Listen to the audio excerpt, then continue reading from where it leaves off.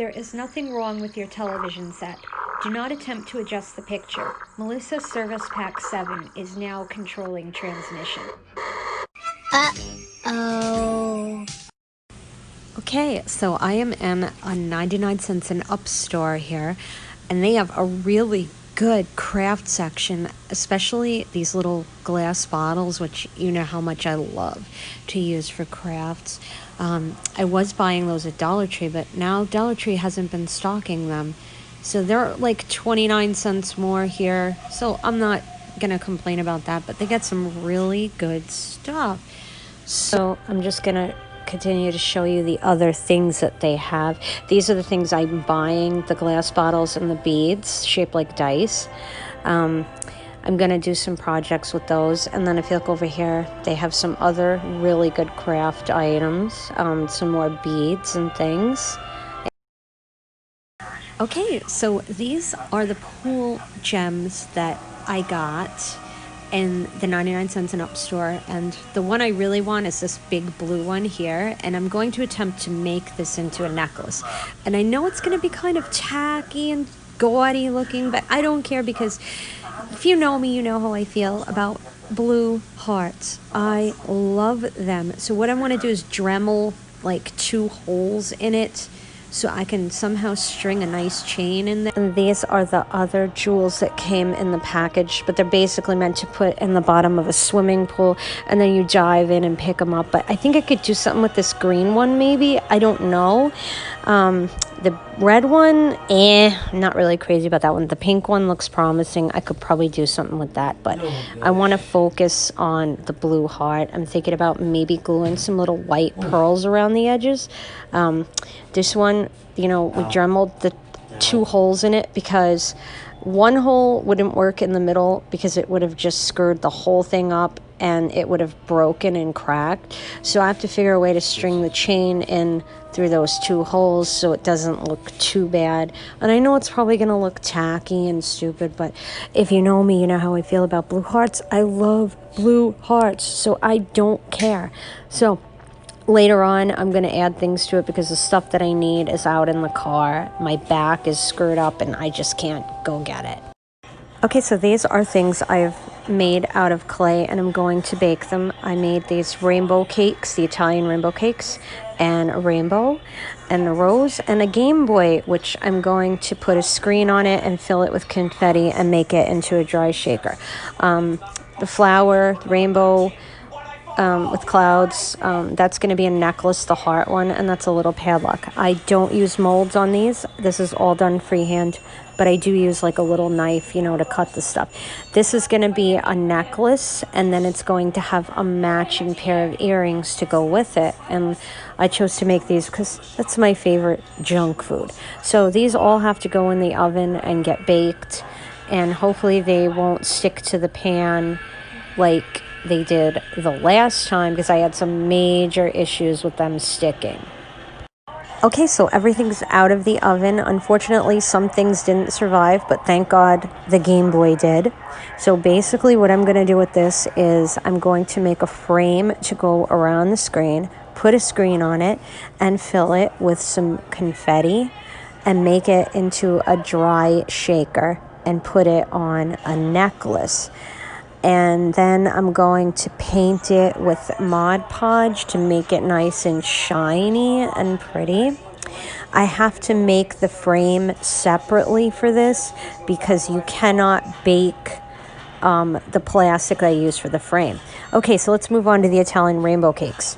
This is going to be the necklace, and I think these came out really good, surprisingly, for my first time trying to make these.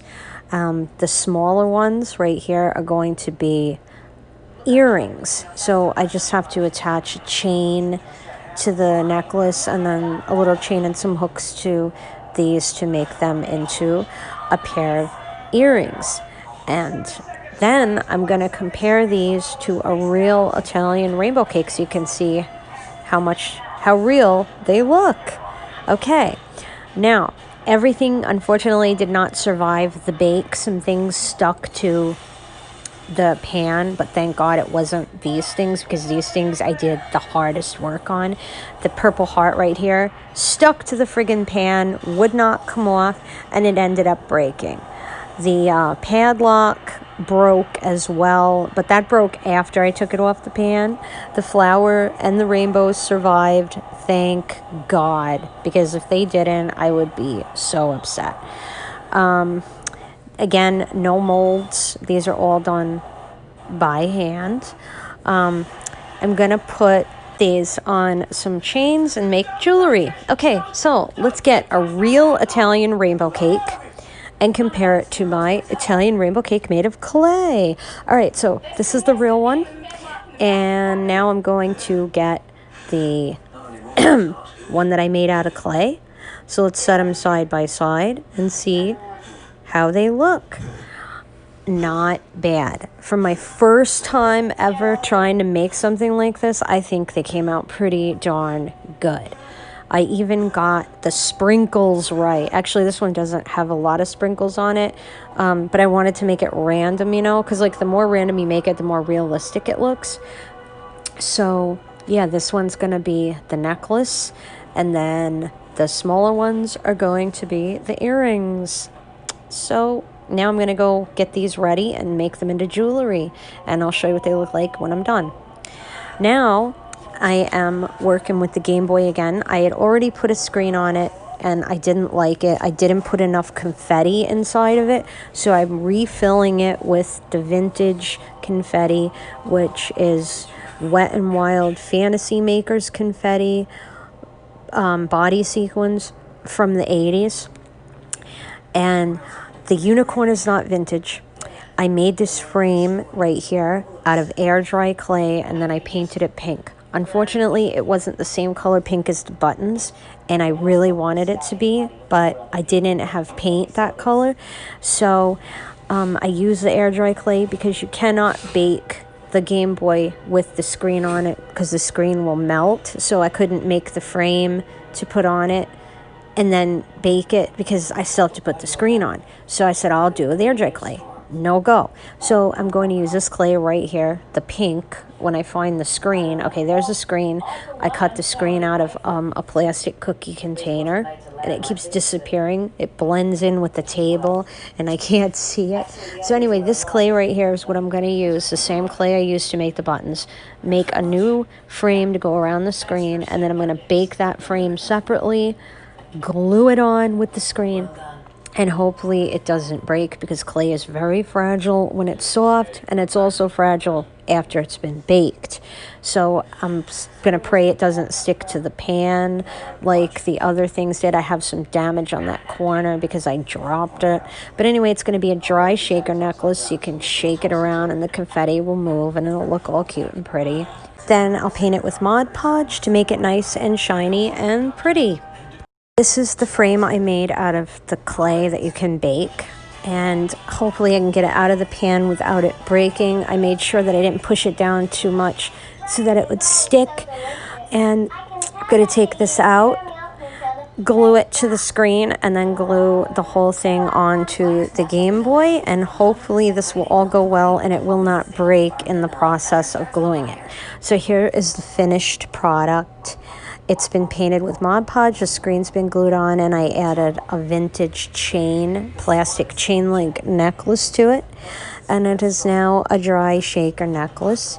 You can shake it around and see the confetti moving. Unfortunately, some of the confetti stuck to the screen because the stupid glue takes forever to dry and it likes to just stick in the corners. So the unicorn's stuck. Some of the stars and moons are stuck, but oh well, you know, it's handmade. You know, it can't, it's impossible to have perfection, and I've just given up on trying.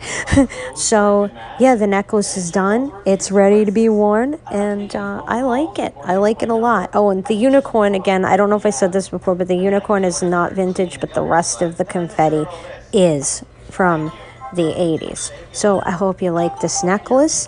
I hope you like all the things that I made, and I will be showing the other, what do you call it? I don't even know, the heart in a future video because I don't have stuff to put in. This is a house with the coolest Christmas decorations. It's about a half an hour from where I live, and I'm not going to say where it is because I want to protect the privacy of the person that owns the house, because they have tons of people come in there like every day looking at it and taking pictures, and I just don't want to be like blamed for being the source of like a ton more people coming over there and bothering the guy. So anyway, I just thought you guys would enjoy looking at this, and so sit back and check it out.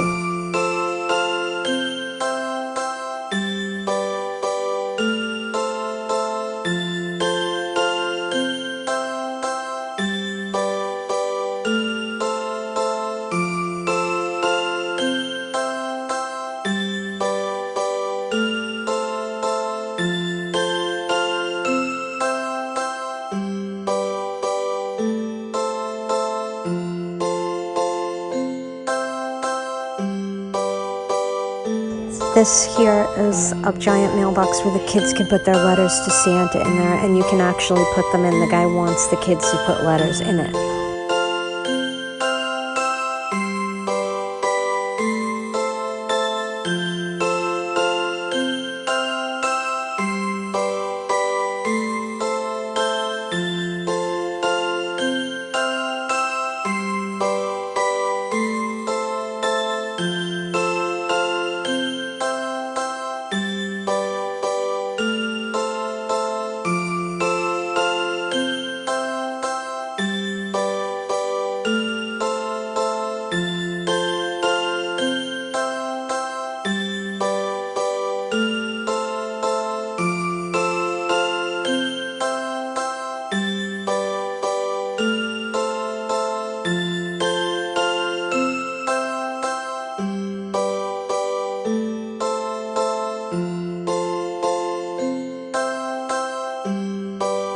This is my favorite part. Look at the teddy bears, they're so cute.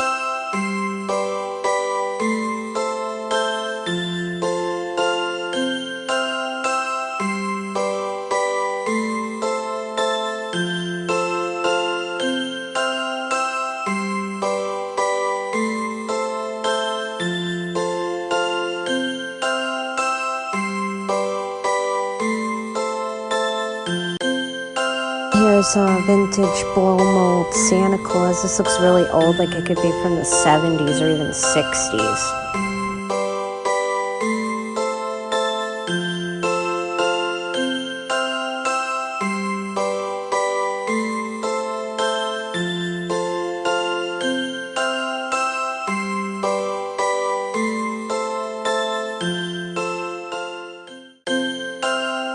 And then over here we have some elf like frames where you can stand in, some candy canes for the kids. You could stand in front of and behind the elves, and then have your picture taken with your face inside.